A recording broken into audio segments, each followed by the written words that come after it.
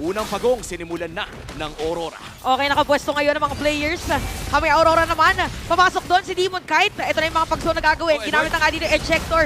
Pero napakaganda naman dito yung pag-zone na ginagawa ng Aurora. Sila talaga hawak. Ginamit ang Eternal Guard also. Yung turtle pupunta kay Zaida. At ipipilit pa nga yata nila. Pero napakakunat din ng mga players ng Aurora. At mukhang patay na nga. First blood na double kill para din kay Demon Kite. Agent Zero goes in at may flicker pa from Yue. And that's gonna be a trade one para sa Aurora. First turtle na punta nga sa TNC. Medyo sinasight niya yung kalaban na, sige, subukan mo pumasok. Ayan na pumasok, tapos naitulak pa nga. Pero ibabato naman dito si Rene J. Patay na dito si Yawi. At may Zama Force na gagamitin. So nagkapalitan ng kill sa mga roamers dito ng dalawang teams. Community prediction natin ay naniniwala. Wait lang! Oy, okay, nahigop! At hiniwa pa nga! Pero nakatakas pa rin si Kuya Zaida. Warning.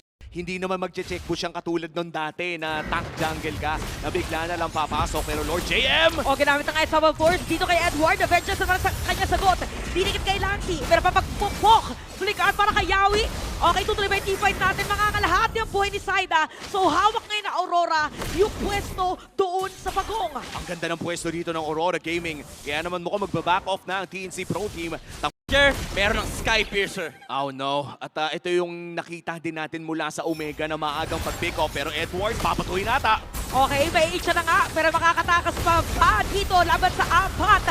Napakakunat na, pero hindi na nga dahil nadala pa dun sa ilalim ng Torres. So yun yung play naman na sagot dito ng TNC. Kailangan daw nilang paisa-isa na makakuha ng kill! Shoot! Shoot! Sabi dito ni Dominic Kite.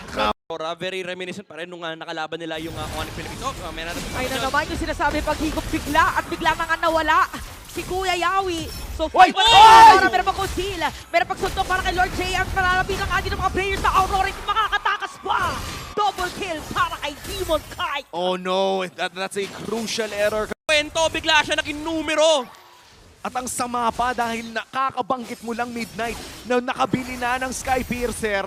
Tapos Pero unang maaga. pahina, isang bala at isang higop kay Yawi. Ay na naman yung mga set of play from Aurora. Si Yawi na aarayan na. At nakikita na nga natin dito, napakaaga ng damage ng Aurora. Grabe yung paghigop ni Rene J Rene J. dito pero mukhang may Wala na, back-to-back stop. play pa. At makakapagdepensa naman ang side ng TNC. Pero hindi na nila madedepensahan pa. 30 seconds pa bago lumabas ang pinakaunang Lord. Tas tignan mo, pinasok na naman! Pinasok na naman, biglang nagmala Superman. At dahil dyan, dalawa na batay, parang isa pa nga. Kamunti ka na si Kose, nagkaroon ng shield.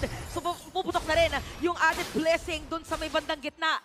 And parang isa na lang sana, mamapatay na si Lancy. Okay, alam mo, minsan yung Sky Piercer na yun talaga magtataka kung totoo eh. Pero si Yawi, flicker out. Okay, naku, hinaharangan dito ng mga players. Naku, Ayun masasandwich lang. pa nga. Ito na nga ang robot na nasandwich.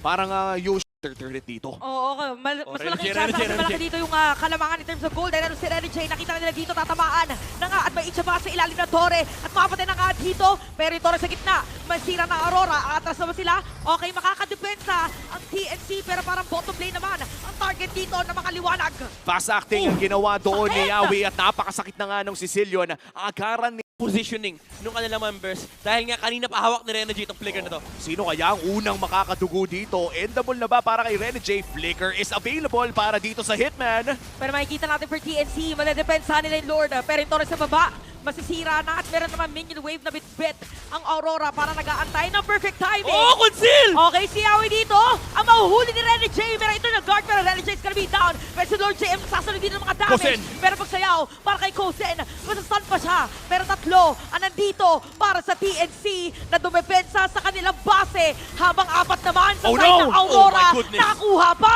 si Zaida. At diretso na pagkuha ng base. Aurora, game number 1. Grabihang galaw with